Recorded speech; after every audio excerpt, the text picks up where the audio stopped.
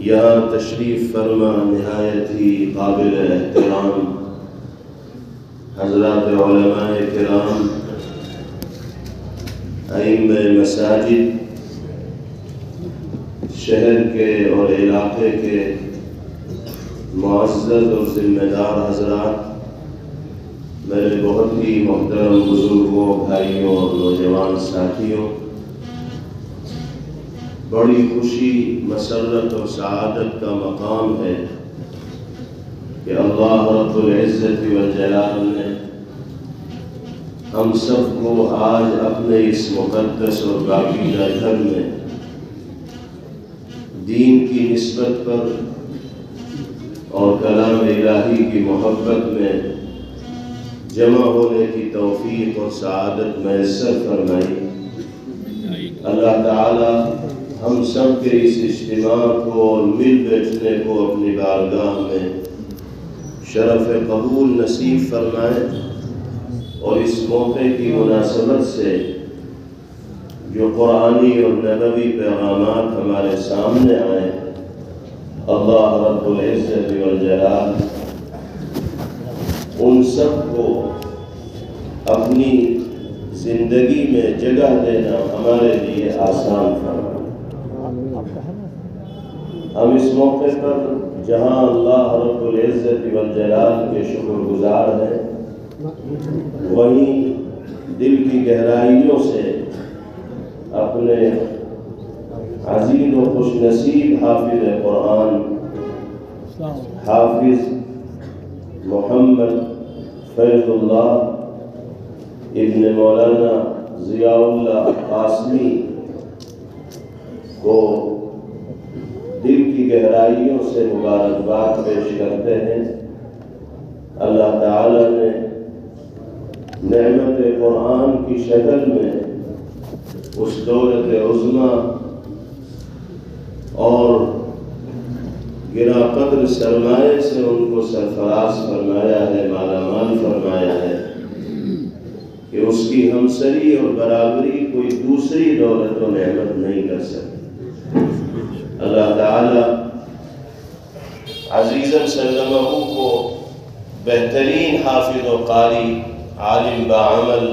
دین کا داعی اور مبلغ بن کر دنیا میں زندگی گزارنے کی توفیق میسر فرمائے۔ جہاں حافظ صاحب مستحق مبارکباد ہیں، وہی ان کے اساتذہ کرام بھی مبارکبادی کے مستحق ہیں، اس لیے کہ طالب علم کی کامیابی میں بہت بڑا کردار و دخل ان مشفق اساتذہ کا ہوا کرتا ہے جو حقیقتاً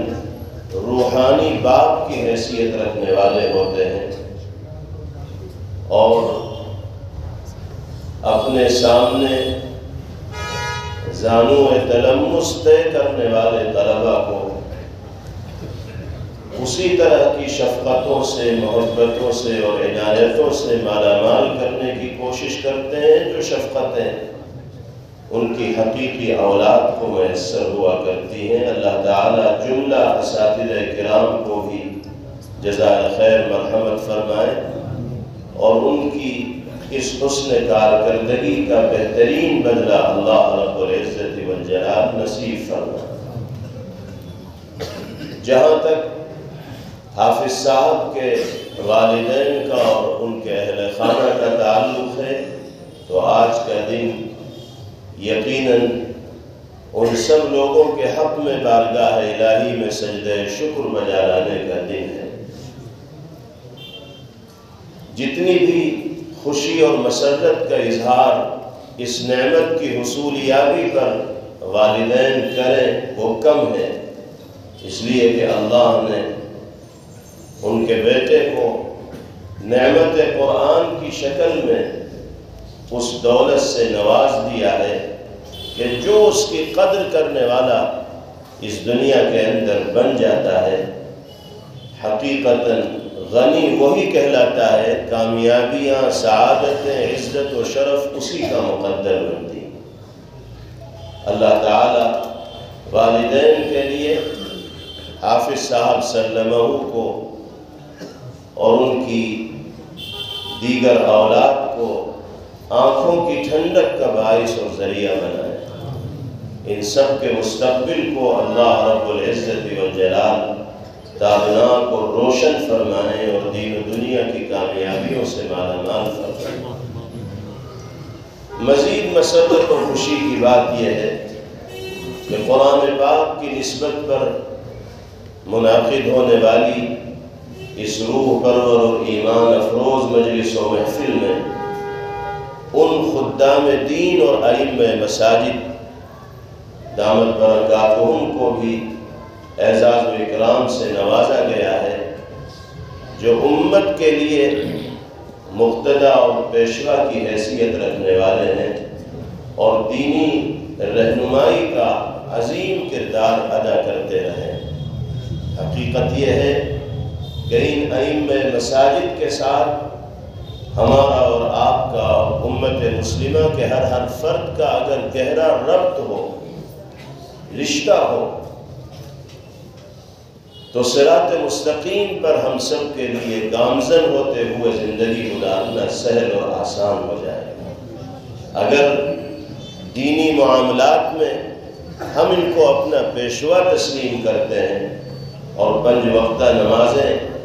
ان کی ابتدا میں ادا کرتے ہیں، تو ہماری اور آپ کی یہ ذمہ داری اور فریضہ بھی ہے کہ قرآن و سنت کے حوالے سے یہ حضرات ائمہ اور علماء جو پیغامات ہمارے سامنے پیش کرتے ہیں، بہترین زندگی کس طرح گزاری جائے، لوگوں کے ساتھ سلوک و برتاؤ کیسا کیا جائے،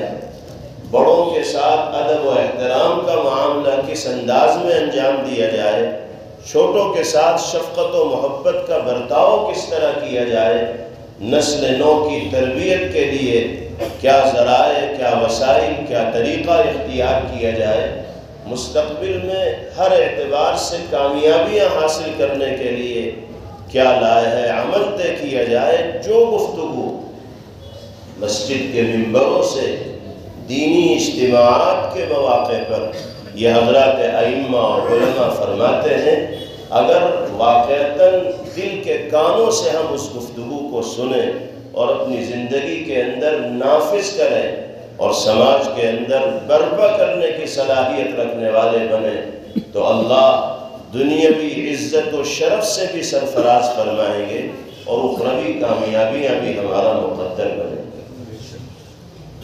ان حضرات ائمہ اور علماء کو جس اعزاز سے نوازا گیا ہے، یہ تو ایک رسمی چیز ہے، ایک بہت معمولی چیز ہے۔ حقیقتاً یہ حضرات اس منصب پر فائز ہیں کہ دنیا بھی ان کے قدموں میں نچھاور کر دی جائے تو ان کا واقعی اعزاز و اکرام نہیں ہو سکتا۔ ضرورت ہے کہ دل سے ان حضرات کی قدر کی جائے اور ان کو واقعتاً اپنا آئیڈیل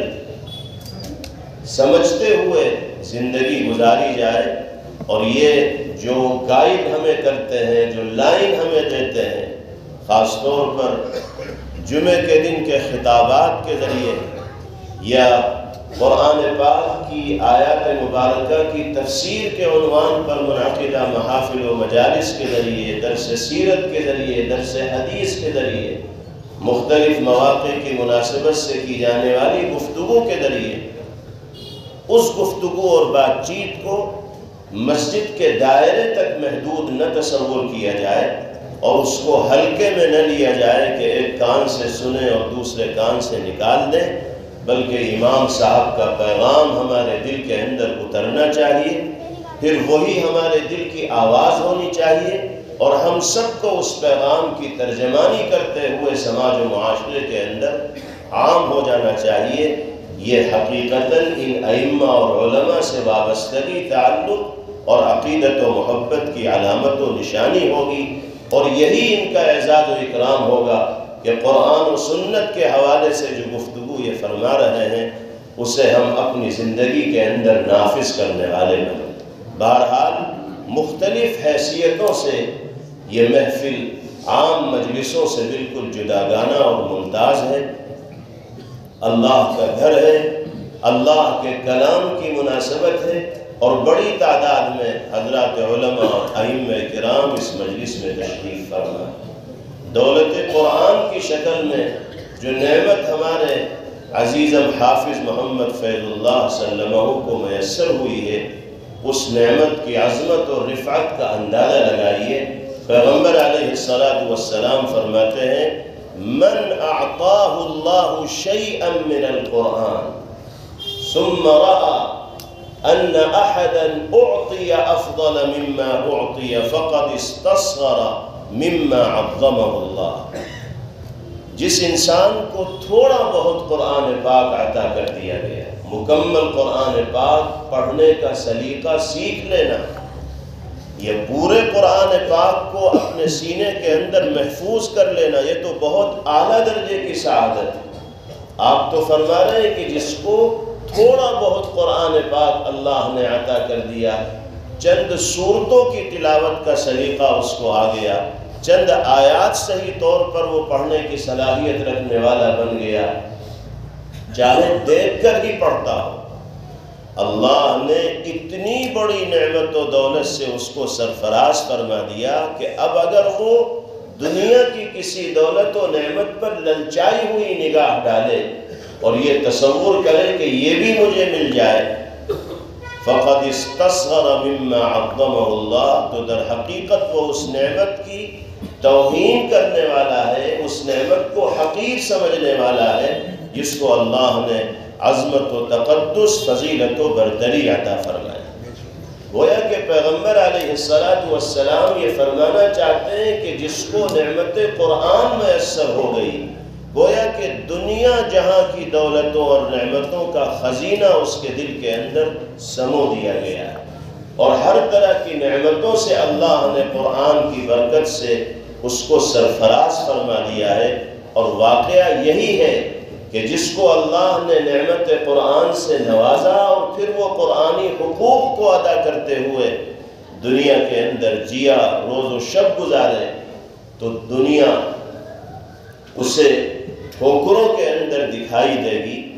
اور اللہ کی نصرت و مدد اس کے شامل حال ہوگی، اور قرآن کی برکت سے، قرآنی حقوق کی ادائیگی کی برکت سے اللہ دنیاوی عزتیں اور اخروی نجات اس کا مقدر بناتے چلے جائیں۔ قرآن پاک میں اللہ تعالیٰ نے ارشاد فرمایا وَإِنَّهُ لَذِكْرٌ لَكَ وَلِقَوْمِكَ وَسَوْفَ تُسْأَلُونَ۔ اللہ فرما رہے ہیں پیغمبر علیہ السلام کو خطاب کرتے ہوئے، مخاطب اگرچہ نبی پاک علیہ السلام ہیں، لیکن قیامت تک آنے والے انسانوں کو سبق دیا گیا ہے، درس دیا گیا ہے، نصیحت کی گئی، اور فرمایا گیا کہ اللہ کا یہ کلام آپ کے لیے بھی عزت و شرف اور نصیحت کا سامان ہے، اور آپ کی قوم کے لیے بھی عزت و شرف اور نصیحت کا سامان ہے۔ اور ایک دن وہ آئے گا کہ جب انسانوں سے پوچھا جائے گا کہ کہاں تک تم نے کلام الہی کے حقوق کو ادا کیا تھا۔ اللہ فرما رہے ہیں کہ قرآن ذکر ہے، ذکر کا ایک ترجمہ نصیحت ہے، قرآن پاک کتاب نصیحت ہے، کتاب موعظت ہے، ہر آیت اللہ کے کلام کی وہ ہے جو انسان کو نصیحت سے اور موعظت سے سرفراز کرنے والی ہے۔ اسی طرح ذکر کا ایک ترجمہ عزت و شرف سے بھی کیا گیا،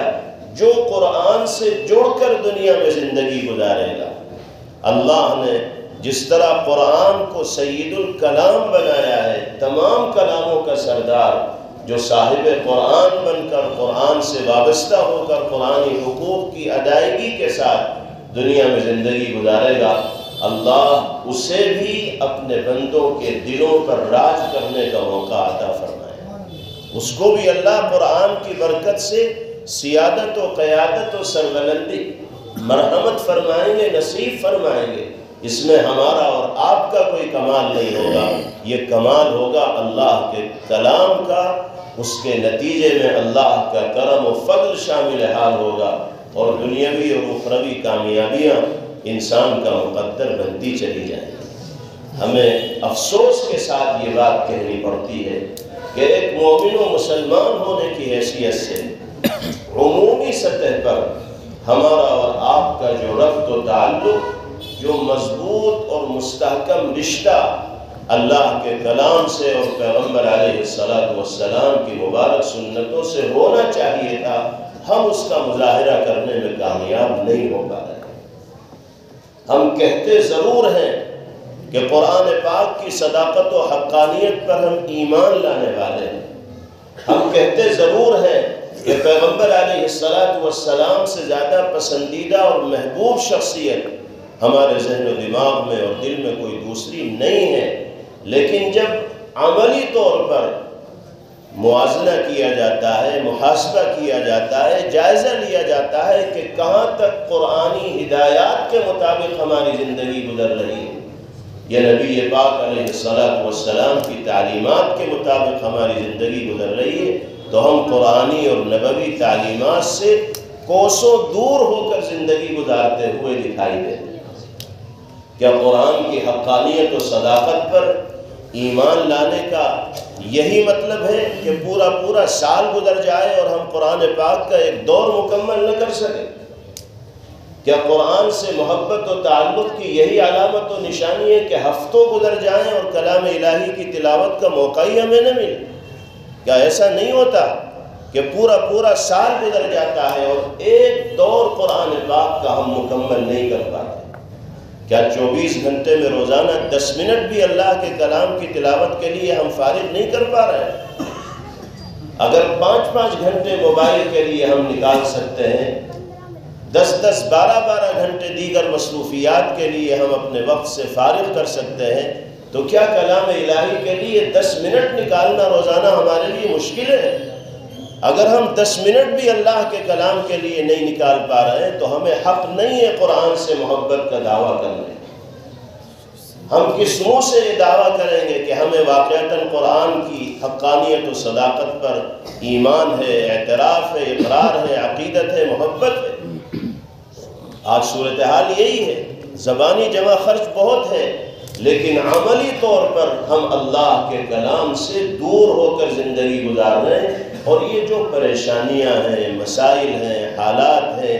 دقتیں ہیں، الجھنیں ہیں، دشواریاں ہیں، ہمارے گرد گھیرا تنگ کیا جا رہا ہے، ہمارے حقوق چھینے جا رہے ہیں، ظلم کی چکی میں پیسا جا رہا ہے، جانوروں سے ارزاں خون ہمارا کیا جا رہا ہے، یہ مسائل، یہ پریشانیاں خامخواہ نہیں پیدا ہوئی ہیں۔ نظام قدرت تو اللہ کے ہاتھ میں ہے، اس کی مرضی کے بغیر درخت کا ایک پتا حرکت نہیں کر سکتا، اس کی منشا کے بغیر کچھ نہیں ہو سکتا۔ جو کچھ ہو رہا ہے اللہ کی مرضی اور منشا کے مطابق ہو رہا ہے۔ کہیں ایسا تو نہیں ہے کہ قرآن کی حق تلفیوں کے نتیجے میں اور پیغمبر علیہ السلام کی مبارک سنتوں سے دور ہو کر زندگی گزارنے کے نتیجے میں اللہ نے ان حالات میں گرفتار کر دیا ہو، ان مسائل کا شکار کر دیا ہو؟ اس پہلو پر بھی غور کرنا چاہیے۔ حالات آتے ہیں تو ہم نہ جانے کس کس کو برا بھلا کہنے لگتے ہیں، کوسنے لگتے ہیں، دشنام ترازی کرنے لگتے ہیں، تانا دینے لگتے ہیں، لیکن اپنے گریبان میں جھانک کر نہیں دیکھتے کہ جن ذمہ داریوں کا حامل بنا کر اللہ نے ہمیں اس دنیا کے اندر بھیجا تھا، ہم ان ذمہ داریوں کو ادا کر بھی رہے نہیں کر رہے۔ قرآن مقدس کا سب سے پہلا حق یہ ہے کہ اس کی تلاوت کا اہتمام کیا جائے، اور ظاہر سی بات ہے تلاوت اسی وقت ہوگی جب پڑھنا آئے گا، تو قرآن کی تلاوت کا سلیقہ سیکھا جائے، اپنے بچوں اور بچیوں کو قرآن کی تلاوت کا سلیقہ سکھایا جائے۔ کیا وجہ ہے کہ آج بھی بہت بڑی تعداد مسلمان بھائیوں بہنوں کی ایسی مل جائے گی جو قرآن کی ایک آیت صحیح طور پر پڑھنے کی قدرت نہیں رکھتے۔ کس طاقت نے ان کو قرآن پڑھنے سے روک رکھا؟ کیسی مجبوری؟ کوئی مجبوری نہیں، کوئی پریشر نہیں، کوئی دباؤ نہیں، بس توجہ نہیں ہے، دلچسپی نہیں ہے، طبیعت کا اس جانب میلان نہیں ہے، لاؤبالی پن میں زندگی گزر رہی ہے، غفلت میں روز و شب گزر رہے ہیں۔ اس لیے اس بنیادی امر کی جانب دلچسپی کا اور توجہ کا مظاہرہ نہیں کیا جا رہا ہے۔ اللہ کی بارگاہ میں سب کو پیش ہونا ہے، وہاں جب سوال ہوگا کہ کہاں زندگی بتا کر آئے ہو، گزار کر آئے ہو، جواب دینے میں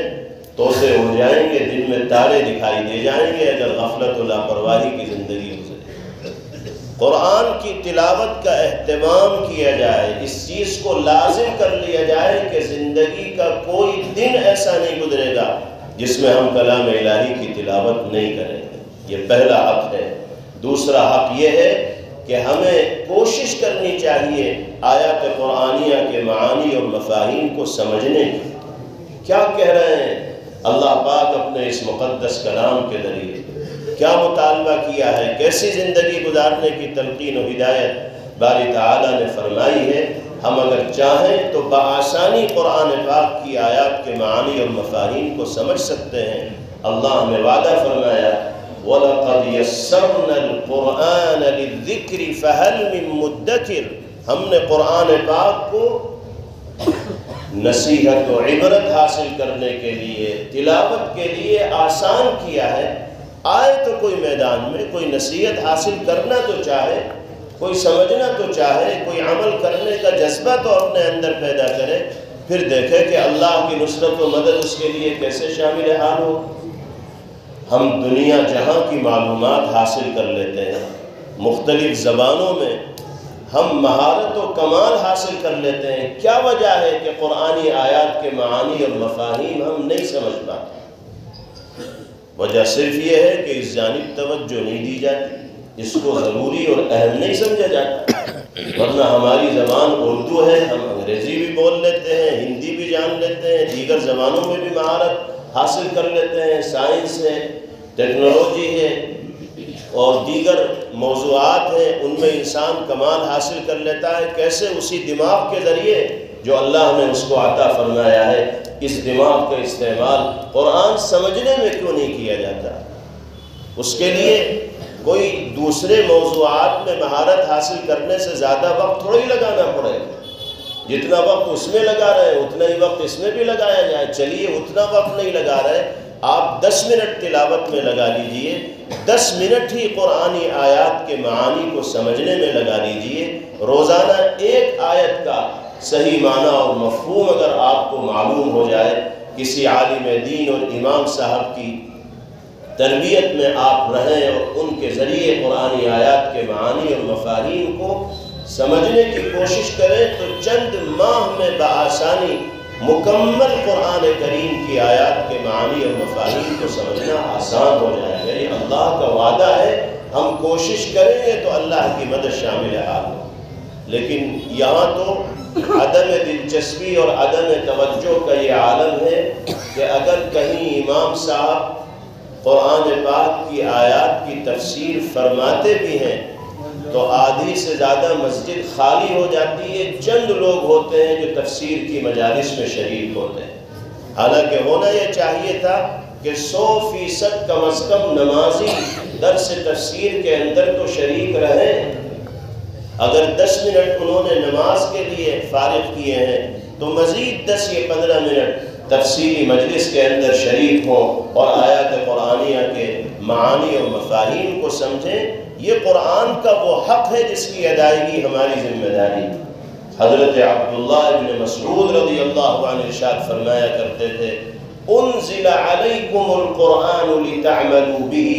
قرآن پاک تمہارے درمیان اتارا ہی اس لیے گیا ہے تاکہ تم قرآن کے مطابق دنیا میں زندگی گزارنے والے بنو، قرآنی ہدایات پر عمل کرو۔ جب قرآن سمجھیں گے تو قرآنی ہدایات و تعلیمات پر عمل بھی ہمارے لیے آسان ہو۔ تو نمبر 1 تلاوت کا اہتمام، نمبر 2 سمجھنے کی کوشش کرنا، نمبر 3 قرآنی ہدایات و تقاضوں کے مطابق زندگی گزارنے کا پابند بننا۔ اگر قرآنی حقوق کی ادائیگی ہماری انفرادی اور اجتماعی زندگی کے اندر عام ہوگی تو اللہ کی نصرت و مدد ہمارے شامل حال ہو۔ سرکار دو عالم جناب محمد رسول اللہ صلی اللہ تعالی علیہ وسلم جب دنیا سے تشریف لے جانے لگے تو آپ نے صحابہ کرام رضوان اللہ علیہ مجمعین سے فرمایا کہ کوئی ہمیشہ اس دنیا میں رہنے کے لیے نہیں آیا، میں بھی متعینہ ماہ و سال گزار کر اپنی زندگی مکمل کر کے دنیا سے رخصت ہو جاؤں گا، لیکن ترکت فیکم امرین، تمہارے درمیان دو ایسی چیزیں چھوڑ کر جا رہا ہوں، لن تضلوا ما تمسکتم بہما، جب تک تم ان دو چیزوں کو مضبوطی سے تھامے رہو گے دنیا کی کوئی طاقت تمہیں کامیابی کی راہ سے ہٹا نہیں سکتا، کوئی دشمن تمہیں اپنے سازش کا شکار نہیں کر سکتا، کسی جال پھینکنے والے شکاری کے جال میں تم نہیں پھنس سکتے۔ شرط یہ ہے کہ تمہارا رسہ ان دو کھوٹوں سے بندھا ہوا ہونا چاہیے۔ وہ دو چیزیں کیا ہیں؟ نمبر ایک کتاب اللہ، اللہ کا کلام قرآن پاک، نمبر دو سنت رسولہ صلی اللہ علیہ وسلم، پیغمبر آخر الزمان صلی اللہ علیہ وسلم کا مبارک طریقہ۔ آج ہم قرآن مقدس کی مناسبت سے یہاں جمع ہیں،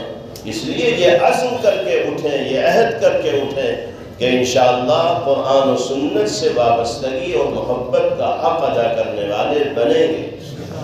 قرآنی حقوق کی ادائیگی کا بھی اہتمام کریں گے اور سنت نبویہ کے مطابق بھی اپنے آپ کو زندگی گزارنے کا عادی اور پابند بنائیں گے۔ پھر دیکھیے گا کہ اللہ کی مدد قدم قدم پر کیسے شامل حال ہوگی۔ قرآن پاک میں اللہ نے صاف لفظوں میں ارشاد فرمایا وَإِن تَتَّقُوا وَتَصْبِرُوا لَا يَضُرُّكُمْ كَيْدُهُمْ مِنْ شَيْءٍ، اگر تم صبر و ثبات کے ساتھ تقوی کی صفت سے متصف ہو کر قرآنی اور نبوی ہدایات کو اختیار کرتے ہوئے دنیا میں زندگی گزارو گے تو دشمنان اسلام کی سازشیں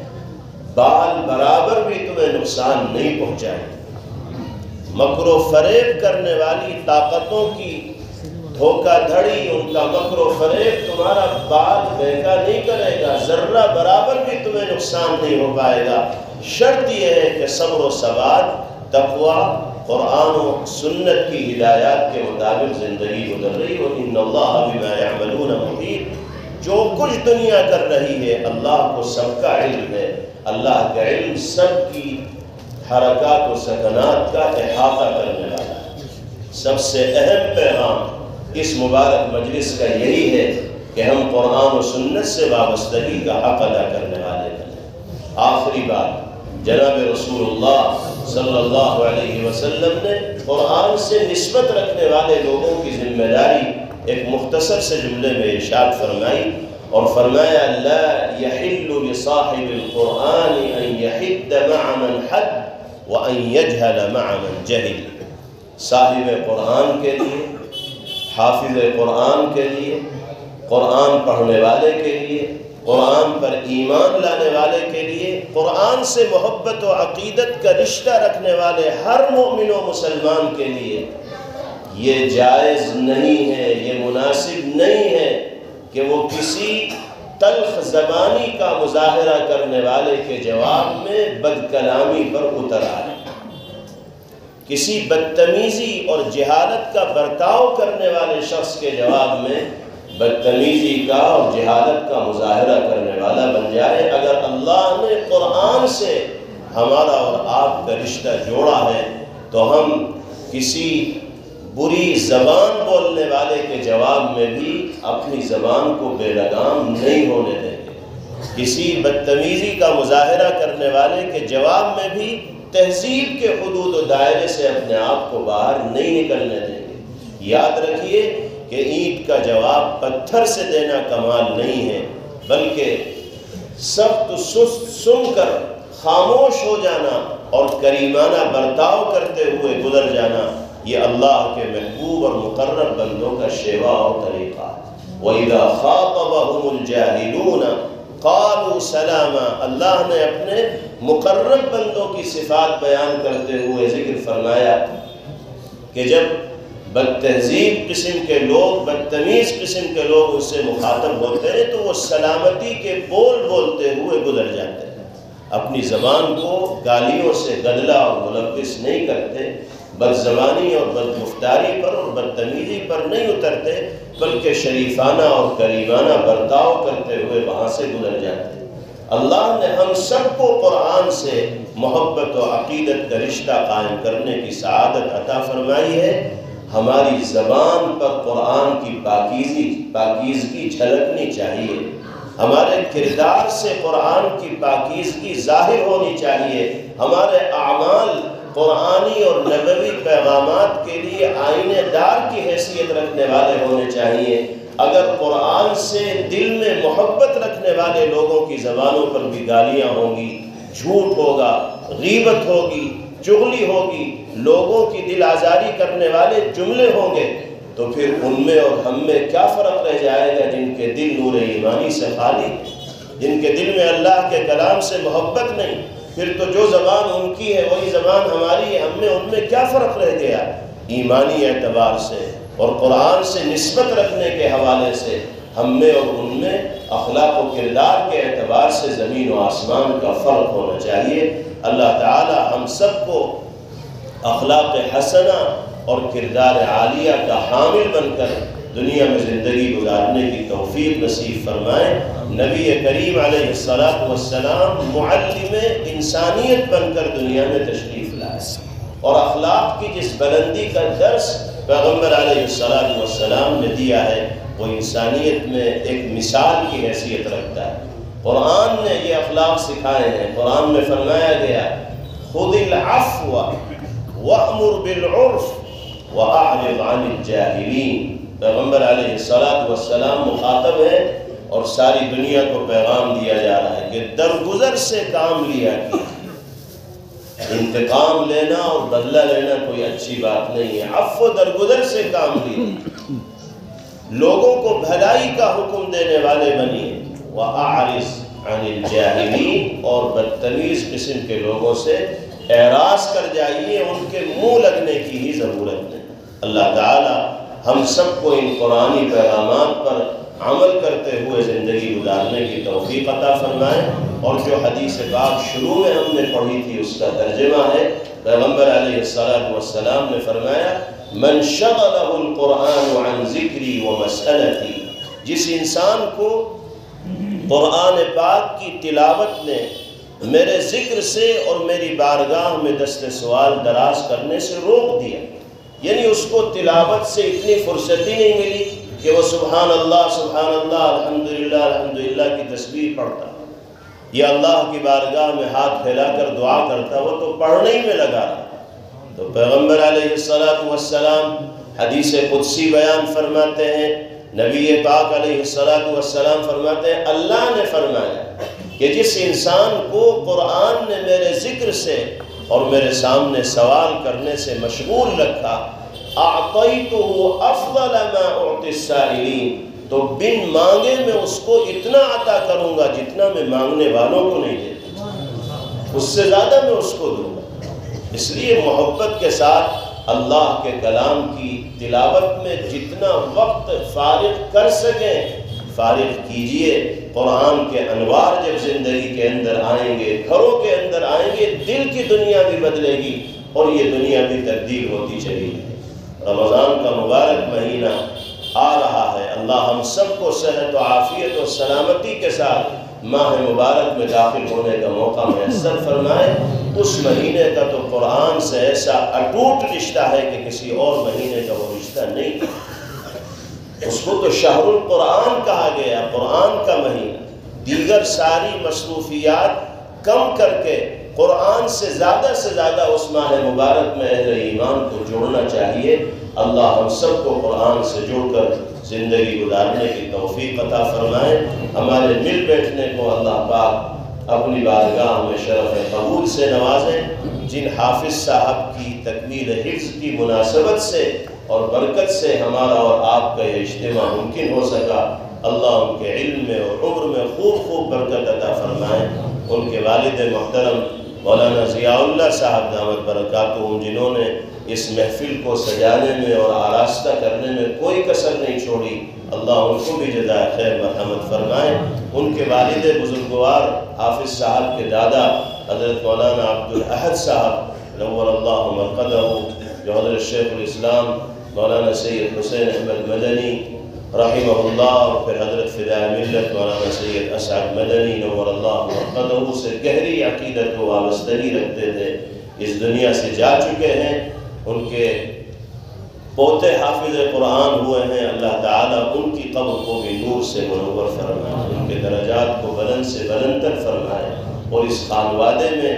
دین کے خدام کی آمد کا سلسلہ باری تعالیٰ جاری و ساری رکھے۔ وآخر دعوانا ان الحمدللہ رب العالمین۔